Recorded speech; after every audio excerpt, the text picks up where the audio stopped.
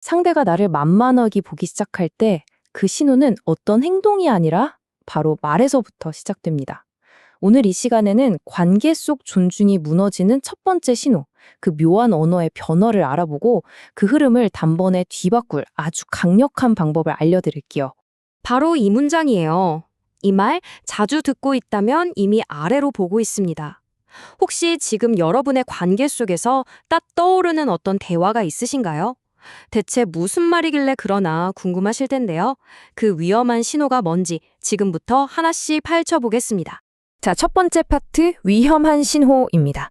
존중이 사라지는 그 첫 번째 경고는요, 무슨 거창한 사건이 아니에요. 아주 사소한 말의 변화, 거기서부터 모든 게 시작됩니다. 근데 여기서 정말 흥미로운 게 뭐냐면요. 이게 뭐 노골적으로 무례한 말이 아니라는 거예요. 오히려 부탁이나 요청의 형태를 띠고 있죠. 하지만 어느 순간부터 특정 종류의 부탁, 그러니까 내 시간과 에너지를 너무나 당연하게 요구하는 그런 말들이 미묘하게, 그리고 점점 더 자주 들리기 시작합니다. 그러니까 핵심은 바로 이겁니다. 관계의 힘의 균형이 눈에 띄게 변하기 전에 그 바탕이 되는 존중이라는 게 먼저 우리 대화 속에서 서서히 갉아먹히고 있었다는 거죠. 눈에 보이는 행동의 변화는 이미 존중이 다 무너진 뒤에 나타나는 결과에 불과한 거고요. 자, 그렇다면 이 말들이 도대체 어떻게 관계의 역학을 통째로 바꾸는 걸까요? 지금부터 그 과정을 심리적으로 그리고 또 시각적으로 한번 제대로 해부해 보겠습니다. 자, 이 그림 한번 보시죠. 이 주제의 핵심을 딱 보여주는 비유인데요. 모든 관계는 처음엔 이렇게 동등한 크기의 두 사람처럼 평등하게 시작하잖아요. 하지만 시간이 지나면서 한쪽은 점점 커지고 다른 한쪽은 반대로 계속 작아지는 이런 불균형이 생겨납니다. 이게 바로 존중이 사라진 관계의 모습인 거죠. 그리고 그 과정이 바로 이렇습니다. 1단계, 아주 간단한 부탁으로 시작해요. 2단계, 나는 별 고민 없이 알겠다고 하죠. 그런데 문제는 3단계부터입니다. 그 요청이 반복돼요. 점점 더 빨라지고 더 빈번해지죠. 숨 쉴 틈도 없이요.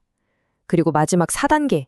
어느새 나 자신이 점점 위축되고 작아지는 걸 느끼게 되는 겁니다. 결국 이렇게 되는 거예요. 이건 더 이상 동등한 파트너십이 아니게 됩니다. 한 사람의 필요가 다른 사람의 필요보다 늘 우선시되는 보이지 않는 서열, 즉 관계의 높낮이가 생겨버린 거죠. 아니, 도대체 왜 이런 역학관계가 만들어지는 걸까요? 그 원인을 파고 들어가 보면 항상 예스라고 말하는 사람, 바로 그 사람의 입장에서 실마리를 찾을 수 있습니다. 핵심 행동은 바로 이 무조건적인 수용입니다. 내 상황이나 경계를 생각하지 않고 계속해서 상대의 요청에 동의하는 거죠. 물론 처음엔 좋은 마음으로 시작했을 겁니다. 하지만 의도와는 다르게 이 행동은 상대방에게 이 사람의 시간과 에너지는 무한하구나 하는 잘못된 신호를 보내게 돼요. 그리고 그 대가는 생각보다 훨씬 큽니다. 서로에 대한 존중은 사라지고 나 자신은 완전히 번아웃되고 지쳐버리죠. 말은 못하지만 속으로는 분노가 쌓이고 내 인생의 우선순위는 항상 맨 뒤로 밀려나게 됩니다. 혹시 이런 보이지 않는 비용들 좀 익숙하게 느껴지시나요? 자, 그럼 이 지긋지긋한 악순환의 고리 어떻게 끊어낼 수 있을까요? 지금부터는 분석을 넘어서 우리가 다시 관계의 주도권을 되찾을 수 있는 아주 실용적인 해결책에 대해 이야기해 보겠습니다. 바로 한 문장 해결책입니다. 도대체 이 반복되는 패턴을 어떻게 멈출 수 있을까요? 놀랍게도 그 해답은 정말 간단한 한 문장에 있습니다. 바로 이 한마디, 생각해 볼게요입니다. 이 문장의 진짜 힘은요, 거절하는 데 있는 게 아니에요. 자동 반사적으로 나오던 예스를 의도적인 고민으로 바꾸는 데 있죠. 이 말을 하는 그 순간 당신은 보이지 않는 경계선을 즉시 다시 세우게 되는 겁니다. 다시 한번 강조하지만 이건 아니라고 거절하는 게 아니에요. 그냥 잠깐 멈춤을 만드는 겁니다. 이 짧은 멈춤은 나에게는 상황을 제대로 판단할 시간을 주고 상대방에게는 이 사람의 동의가 당연한 건 아니구나 라는 사실을 깨닫게 할 공간을 만들어줍니다. 이 그림을 보시면 변화가 한눈에 와닿으실 거예요. 이전에는 요청이 들어오면 바로 자동 예스로 이어졌잖아요. 하지만 이 멈춤 이후에는 요청 다음에 생각해 볼게요 라는 아주 중요한 완충디대가 생기고 그 결과 신중하게 고려된 응답으로 이어지게 되죠.